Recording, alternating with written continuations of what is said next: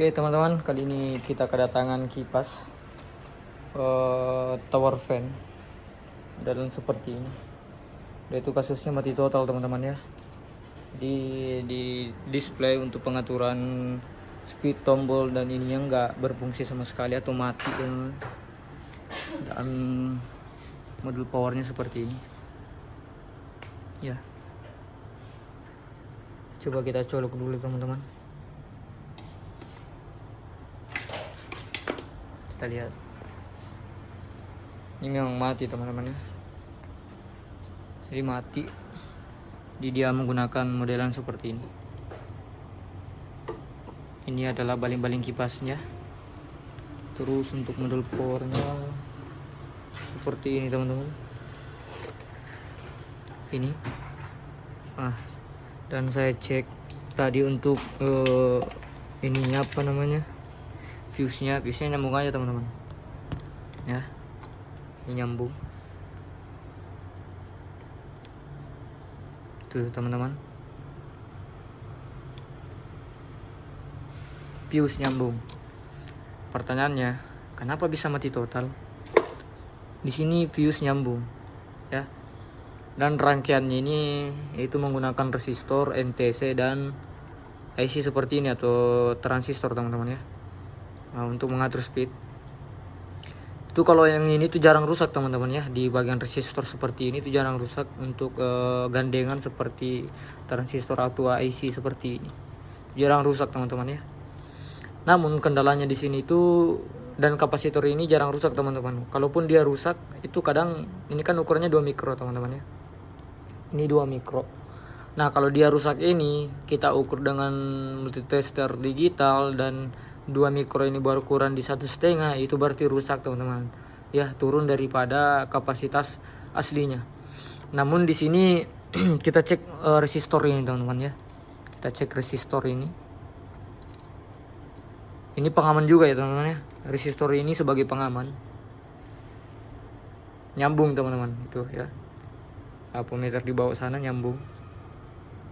Bergerak teman-teman. Itu nah. Bergerak berarti menandakan bahwasanya resistor ini masih bagus teman-teman ya, masih utuh. Dan kita cek di dioda ini. Ya, saya curiganya di dua ini teman-teman. Nah, seperti itu. Ini kan ada dioda teman-teman ya. Coba perhatikan. Ini ada dioda. Ini dioda biasa, satu untuk menyerahkan arus. Ini dioda seperti ini biasanya bertegangan, untuk menurunkan tegangan itu di 5 volt teman-teman ya. Ya. Dan satunya lagi sama teman-teman, cuman di sini diodanya beda. Ini namanya dioda Zener teman-teman.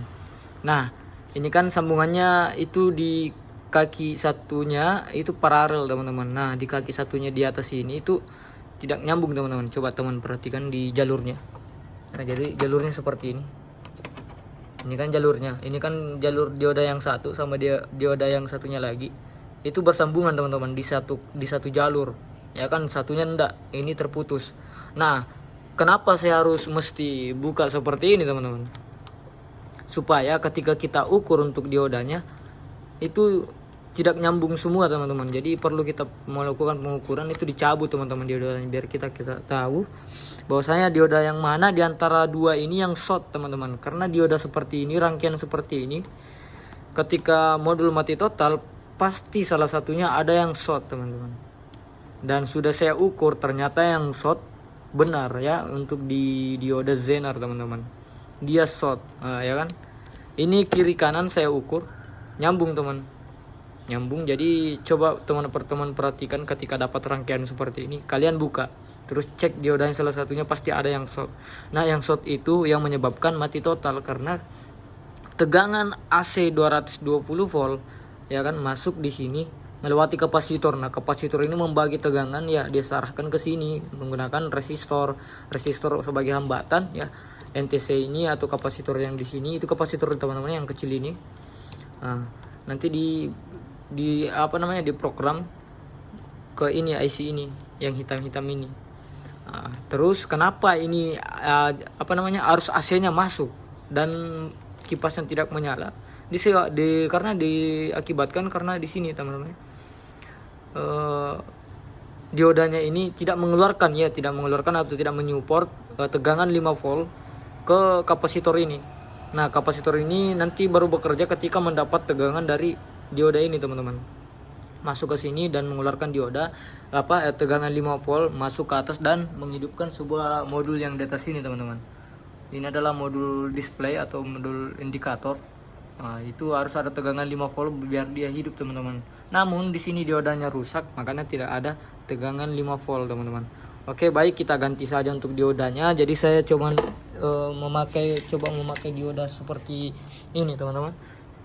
Beda tipe, cuman ya ibaratnya sama, teman-teman ya. Ini dioda juga, teman-teman. Saya coba gantikan ya. Oke, kita pasang dulu.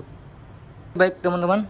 Jadi di sini saya sudah mengganti untuk diodanya. Jadi dioda Zener yang hitam, teman-teman. Yang penting sama fungsinya, teman-teman. Ini dioda yang sudah saya ganti. Dan kita coba untuk mengetesnya, teman-teman. Apakah dia sudah menyala? Ya. Bunyi, teman-teman ya. Oh, langsung hidup dia, teman-teman. Langsung bergerak otomatis. Memang otomatis, teman-teman ya. Langsung hidup dia. Jadi ini tandanya udah normal, teman-teman. Nah, buzzernya udah berbunyi. Nah, oke, bergerak, teman-teman ya. Memang dia tipenya otomatis. Nah, seperti ini, teman-teman. Nah, ini lampu indikator udah menyala. Langsung kita matikan. Oke, teman-teman. Ini normal, teman-teman ya. Oke, teman-teman. Ini sudah menyala, teman-teman. Kita matikan lagi. Oke, mantap, teman-teman. Jadi permasalahan itu cuma di dioda Zenernya, teman-teman. Coba teman-teman ganti aja di dioda Zenernya. Oke, mantap, teman-teman. Semoga bermanfaat ya.